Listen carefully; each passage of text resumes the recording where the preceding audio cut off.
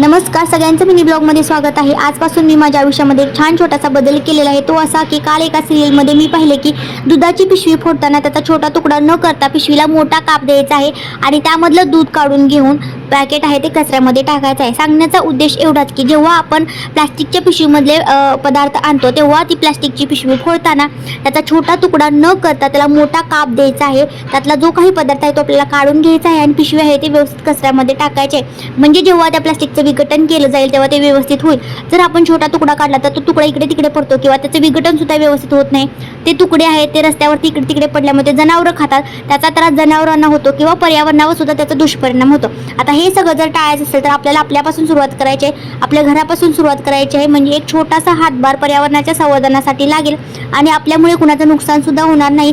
पर्यावरण छान संतुलित राहील आणि आपल्या आरोग्याला सुद्धा त्याचा फायदा होईलच। मी सुरुवात केलेली आहे, तुम्ही सुद्धा करा। धन्यवाद।